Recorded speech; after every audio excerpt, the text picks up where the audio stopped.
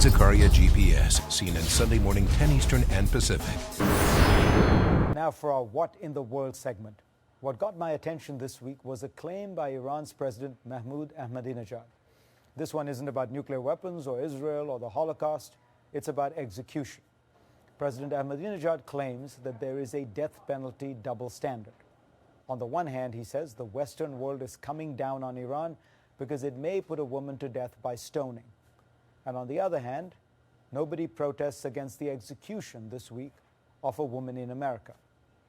Okay, so let's do some comparisons. We'll start at the macro and move to the micro.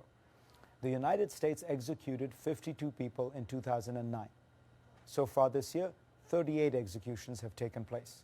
Now, for those opposed to the death penalty, this is obviously 38 deaths too many. But in Iran in 2009, the regime put more than 388 people to death and has already executed 180 to date this year, according to Amnesty International. Amnesty says that included in last year's grim tally for Iran were 1 execution by stoning, 14 public executions, 77 killed by mass execution, and 5 people put to death for crimes they committed when they were under the age of 18.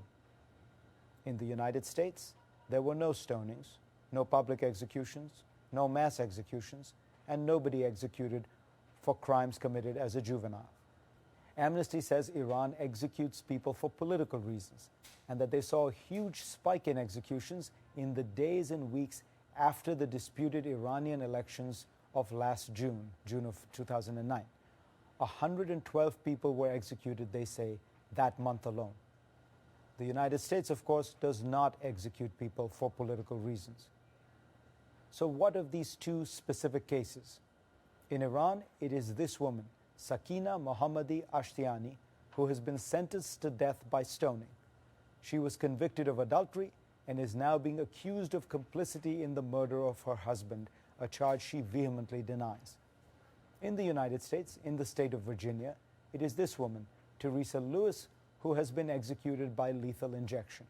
She pled guilty to hiring 2 men to kill her husband and stepson. Lewis's supporters say she is mentally impaired, but the Supreme Court allowed her execution to continue. So again, whatever your views on the death penalty, you can see that these are different cases.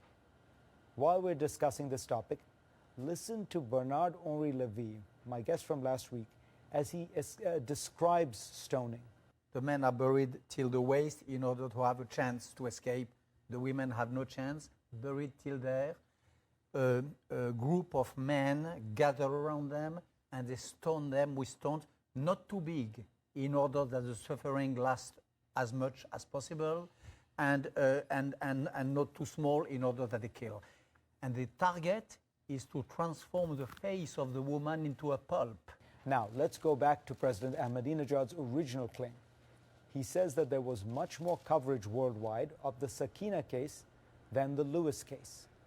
And you know what? He's right. A LexisNexis search for last month shows 6 times as many articles on the stoning case in Iran than the lethal injection case in Virginia. But given the differences I've mentioned, I think this is justifiable. And all this coverage might actually be having an effect. On Larry King, President Ahmadinejad seemingly changed his tune, now saying that Sakina has not been sentenced to death by stoning and that nothing has been decided. So let's hope that Iran makes the right moral decision on this crucial case.